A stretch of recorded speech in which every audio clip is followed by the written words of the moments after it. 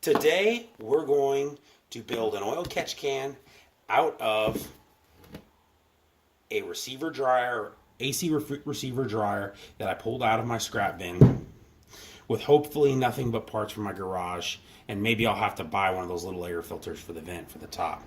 But what we're going to use to do that, or we'll want to talk about a little bit about how these work if you don't know. These have a desiccant pack inside, so we're going to have to remove the desiccant pack. We don't need that in there. We're going to hopefully be able to pack this with some steel wool or something to help coalesce the oil. This is the input in the refrigeration system anyways. So this tube goes all the way down to the bottom, so we're gonna need both of these. So first steps first is we're gonna drill a hole in the bottom, and for the drain, we're gonna use two of these. I had both of these in my garage, or we'll use one of these. I haven't decided yet. I think I like this one the best. These are generic drain plugs. I'm sure you can get them at AutoZone. I had them in a drain plug kit that has a bunch of different kinds. But I'm just gonna, this even has a self tapper. This obviously is threaded here. So we'll be able to insert this. We'll drill a hole, and we'll actually probably use this hole to pull the desiccant out. But we'll insert this, silicone it, maybe JB weld it, I don't know. We'll figure out that when we get there, but we will need some sealant here because I'm not going to run the gasket. And then that's the drain that we'll use. And if this one doesn't work, we'll probably go to this one. Oops, that ain't going to work. Maybe it will. This is the backup though. I think this is janky, where this actually looks kind of choice. Like that's going to be mint when that's done. Got the hole drilled in the bottom. This had self-tapping threads. This was, I think, an oversized plug, so it wasn't anything I could have used a normal tap. I thought about using a normal oil drain plug, but the material is not super thick, maybe a 1/4 inch, and being soft aluminum, I was worried it was going to pull the threads after taking it in and out a bunch of times. So I think this was the right choice. We got some silicone carne on here. Kind of made a mess of it, but I'm going to just thread this in here. Hopefully hopefully this seals up. If it doesn't seal up, we can always pull it out. We can always pull it out and, JB weld it in or whatever. We couldn't actually weld it in because this is obviously steel and that's aluminum. It is tightening up.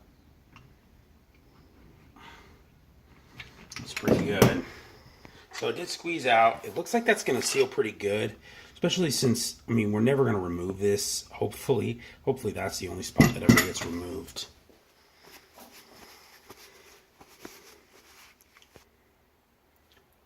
So for this, we're going to probably put the filter on like right here. We'll just get a small vent filter. So I'm just going to take a little pipe cutter and cut it there. Got this cut off here.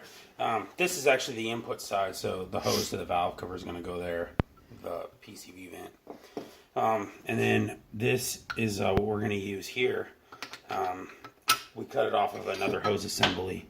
This happens to fit. It might have been the one off the same vehicle. I don't know. We got it out of scrap. But we're gonna bolt this down here. But before we do that, which by the way, we're gonna put an air filter on this, or just a vent filter. But if you wanted to, you could run this into the intake. There's nothing stopping you. This is gonna separate out the oil really well. So I just don't want it to go back into my intake. But you could do it however you wanted. They would work just the same. To help coalesce some of the oil, there's a long tube. I know you're not going to be able to see it down in there, but this is a really long tube. It goes all the way down to the bottom or close to it, and that's designed to help where the pickup is supposed to be in the factory application. But we're just going to shred a little bit of this. I'm not going to go crazy with this because I don't want to block it off, and this isn't as coarse. I think ideally it would be a little bit more coarse of a steel wool, but this is just what I had on the shelf. So we're going to take this. I'm going to try not to go crazy with it. Like I said, I want to, and I'll probably check it to make sure air flows it through it easily still, but I'm just going to jam it down there at the bottom. God dang, that's hard to get apart.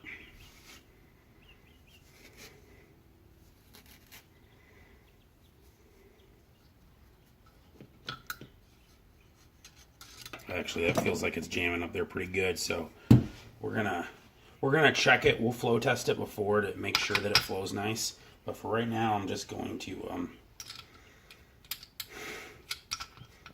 pretty much. I think this is pretty close to ready. We could do something like we could take the there's a port here, obviously, for a pressure sensor. And we could put another port in here and then have a little view hose, but I'm not going to do that for right now. I think we're just going to leave it pretty much as is. We'll get a filter on it and put the hose on it, and then we'll see if we can show you installed in the car. Okay. Well, you can see that we got the filter mounted on it. We decided to go straight up and down. We decided not to go to the side, as hoping that if oil did get past everything, maybe once it got here, it would coalesce and drain back in.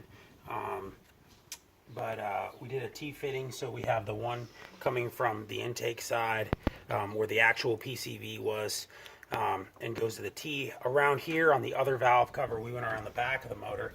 That was formerly the fresh air return. It went to the throttle body, which then backfed through the intake tubing here.